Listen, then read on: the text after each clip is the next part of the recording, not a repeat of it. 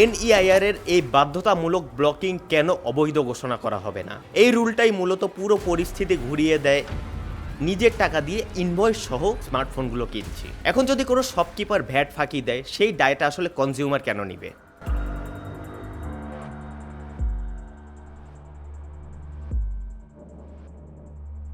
বাংলাদেশে যে এনইআইআর বা ন্যাশনাল ইকুইপমেন্ট আইডেন্টিটি রেজিস্টার, এটার কনফিউশন কিন্তু 2026 সাল থেকে শুরু হয়নি। এটা আসলে প্রায় এক যুগের গল্প। Policy, market, tax, protest, system bug কিংবা কোর্ট সবকিছু নিয়ে এটি ছিল একটি বিশাল ড্রামা। তাই আজকে আমি এনইআইআর এর একদম শুরু থেকে 2026 সালের জানুয়ারি পর্যন্ত একটি ক্লিয়ার টাইমলাইন দিচ্ছি, যাতে থাকবে এর হিস্টোরি, এর বর্তমান প্রেক্ষাপট এবং এটা নিয়ে আমার মতামত। আছি আমি জয় রাউফোন, আপনারা দেখছেন পিসি বিল্ডার বাংলাদেশ।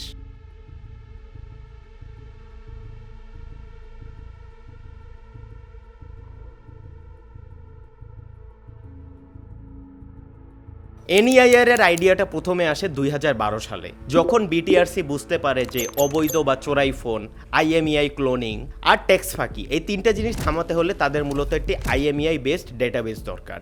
এরপর 2017 থেকে 2019 পর্যন্ত বারবার গাইডলাইন, টেন্ডার, প্ল্যানিং, এগুলোর মধ্যেই জিনিসটা বারবার ঘুরপাক খাচ্ছিল, কিন্তু মূল লক্ষ্য ছিল একটাই, চোরাই ফোন ঠেকানো আর রাজস্ব নিশ্চিত করা। এরপর 2020 সালের 25শে নভেম্বর বিটিআরসি এবং সাইনেসিস আইটি এর মধ্যে এনইআইআর এর এই সিস্টেমটা তৈরির একটি অফিসিয়াল চুক্তি হয়। এটাকেই আপনারা বলতে পারেন এনইআইআর ইমপ্লিমেন্টেশনের একদম প্রথম ধাপ। এরপর 2021 সালের 1 জুলাই এনইআইআর এর সফট লঞ্চ হয় এবং একই সাথে NEIR.BTRC.gov.bd এর ওয়েবসাইটটি চালু হয়। পাশাপাশি SMS IMEI চেকিং সিস্টেমটিও শুরু হয়, যেখানে কেওআইডি স্পেস আপনার 15 ডিজিটের IMEI নাম্বারটি 16002 তে পাঠালে আপনি আপনার IMEI স্ট্যাটাসটি চেক করতে পারতেন। এ সময় বিটিআরসি বলে দেয় যে 30শে জুন 2021 সালের আগ পর্যন্ত বাংলাদেশি নেটওয়ার্কে যত হোক বৈধ কিংবা অবৈধ যতগুলো ফোনই থাকুক না কেন, সবগুলো হোয়াইট লিস্টের আন্ডারে ধরা হবে। এর কারণ মূল লক্ষ্য ছিল একটি ডেটাবেস বানানো। এর পাশাপাশি বিদেশ থেকে আনা ফোন কিংবা গিফট পাওয়া ফোনের জন্য একটি স্পেশাল রেজিস্ট্রেশন চালু করা হয়, যেখানে আপনার পাসপোর্ট, ভিসা আর ইনভয়েস দিয়ে আপনি সেই ফোনগুলো রেজিস্টার করতে পারতেন। এরপর 1 অক্টোবর 2021 সালে এনইআইআর অফিসিয়ালি শুরু হলেও ফোন ব্লকিংগুলো কিন্তু তখনও শুরু হয়নি। তখন ফোনে শুধুমাত্র ওয়ার্নিং কিংবা SMS আসতো। তাই বলা যায় এই 2021 সাল থেকে 2024 সাল পুরো টাইমটাই ছিল একটি সাইলেন্ট ফেজ। এই সময়কালীন এনইআইআর সিস্টেমটা ব্যাকগ্রাউন্ডে আস্তে আস্তে গ্রো করতে থাকে।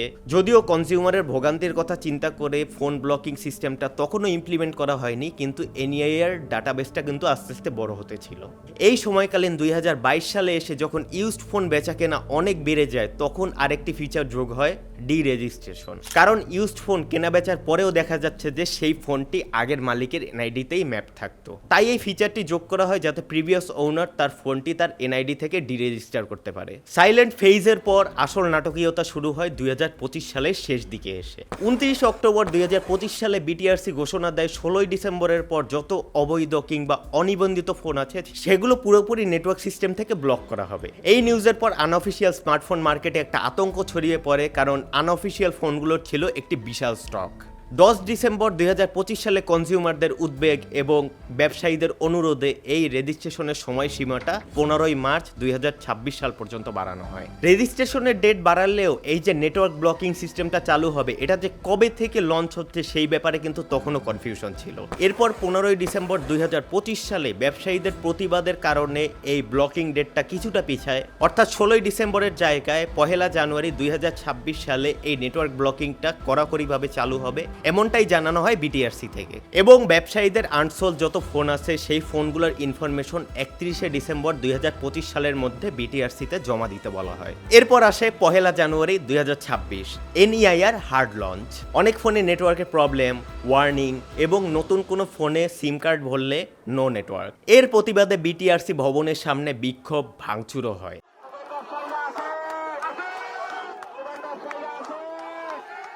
কিন্তু এই এনইআইআর হার্ড লঞ্চ প্রোটেস্ট, এই সব কিছুর মাঝেও যেটা আসলেই শকিং ছিল সেটা হচ্ছে এনইআইআর এর টেকনিক্যাল ডিজাস্টার। অনেক মানুষের এনআইডি দিয়ে অজান্তে বহু ফোন রেজিস্টার হয়ে গেছে এমন রিপোর্ট আসে। ইন ওয়ান কেস একজনের এনআইডি দিয়ে 53টা ফোন রেজিস্টার, কিন্তু সে গত 4 বছর ধরে মালয়েশিয়ায়। এনইআইআর এর ওয়েবসাইট ঘাটতে গিয়ে পাওয়া যায় আরও কিছু শকিং ইনফো। একটি আইএমইআই নাম্বার যেটা হচ্ছে 15টা নয়, সেটি দিয়ে চলছে 3,91,00,000 ফোন। স্ক্রিনে দেখানো আরেকটি আইএমইআই নাম্বার, এটি দিয়ে চলছে প্রায় 19 লাখ ফোন। পাশাপাশি একটি এনআইডি দিয়ে 200-300 ফোন রেজিস্ট্রেশনের ঘটনাটাও তখন সামনে আসে। বিটিআরসি থেকে বলা হয় এটা মূলত ডেটা মাইগ্রেশন কিংবা হিস্টোরি আপলোডের ইস্যু এবং আগামী 90 দিনে কোনো ফোন ব্লক করা হবে না।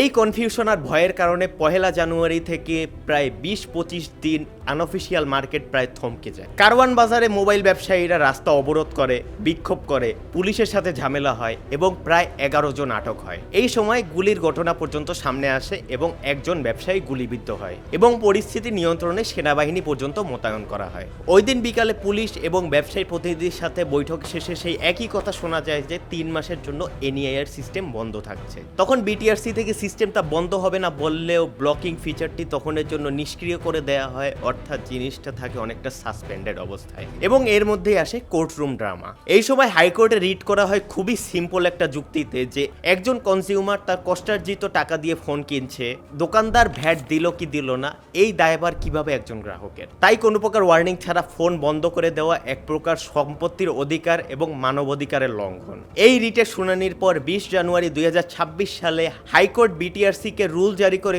প্রশ্ন করে যে এনইআইআর এর এই বাধ্যতামূলক ব্লকিং কেন অবৈধ ঘোষণা করা হবে না। এই রুলটাই মূলত পুরো পরিস্থিতি ঘুরিয়ে দেয়। আদালত থেকে বিষয়টা প্রশ্নের মুখে পড়ায় ব্যবসায়ীরা একটি আইনি ভরসা পায় এবং 21 জানুয়ারি থেকে এই কারণে মোবাইল দোকানপাট আবার খোলা শুরু করে। এখন আসি বর্তমান অবস্থায়। 21 জানুয়ারি থেকে আনঅফিসিয়াল ফোন মার্কেট পুরোপুরি ওপেন, এনইআইআর বর্তমানে স্থগিত এবং আপনি আনঅফিসিয়াল ফোন কিনুন কিংবা বিদেশ থেকে আপনাকে ফোন গিফট করা হোক, এইগুলো বর্তমানে ব্লকের কোনো চান্স নেই according to BTRC, at least April পর্যন্ত। এখন যদি আরও কিছু প্র্যাকটিক্যাল কথা বলি, ইউজ মার্কেটে ফোন কেনা আসলেই কিছুটা রিস্কি। যদি একান্তই আপনার কিনতে হয়, আইএমইআই চেক করবেন, কেওআইডি স্পেস আইএমইআই নাম্বারটি পাঠিয়ে ফোনটি যাচাই করবেন এবং আপনি যদি বিক্রেতা হয়ে থাকেন সেক্ষেত্রে ওয়েবসাইটে গিয়ে ফোনটি অবশ্যই আপনার এনআইডি থেকে ডিরেজিস্টার করে নেবেন। যদি এটি না করেন সেক্ষেত্রে ফোনটি কিন্তু আপনার এনআইডিটি স্টাক হয়ে থাকবে এবং পরে কোনো ঝামেলা হলে একসাথে আপনি এবং যার কাছে আপনি ফোন বিক্রি করছেন দুইজনেই ঝামেলায় পড়বেন। আর যারা মনে করেন এনইআইআর এর কারণে ফোনের দাম বেড়ে গেছে, ব্যাপারটা ঠিক তেমন না। অফিসিয়াল ফোনের দাম আনঅফিসিয়াল চ্যানেলের থেকে কিছুটা বেশি হবে, এটাই স্বাভাবিক, কারণ এখানে আছে ট্যাক্সের একটি বিষয়। এখন যদি বলেন ট্যাক্স 57% থেকে যে 10% ইম্পোর্ট ডিউটি কমিয়ে ওভারঅল 43%-এর মতো এখন ট্যাক্স রাখা হয়েছে, সেটিও কিন্তু আনঅফিসিয়াল ফোনের তুলনায় অনেক বেশি। তাছাড়া এআই এর কারণে যে র্যাম এবং স্টোরেজ চিপের দাম বেড়েছে, সে কারণে কিন্তু গ্লোবাল মার্কেটেও ফোনের দামগুলো আস্তে আস্তে বাড়ছে। এখন সব মিলিয়ে এই এনইআই এর সিচুয়েশনে যদি আমার কোনো অপিনিয়ন থাকে সেক্ষেত্রে আমি বলবো এনইআই এর দরকার, কিন্তু এটা যেভাবে ইমপ্লিমেন্ট করা হয়েছে সেটা মূলত কনজিউমার ফ্রেন্ডলি না।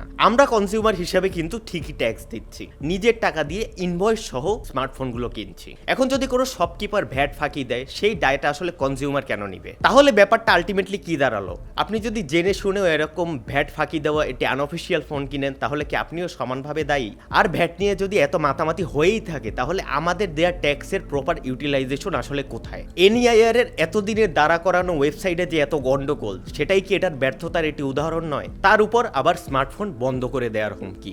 আজকাল কিন্তু স্মার্টফোন জাস্ট একটা লাক্সারি না, এটা একটি বেসিক নেসেসিটি। তাই ট্যাক্স ইস্যুর নামে স্মার্টফোন বন্ধ করে দেওয়ার যে হুমকি, সেটা কতটা জাস্টিফাইড, এটাই হচ্ছে মূলত বড় প্রশ্ন।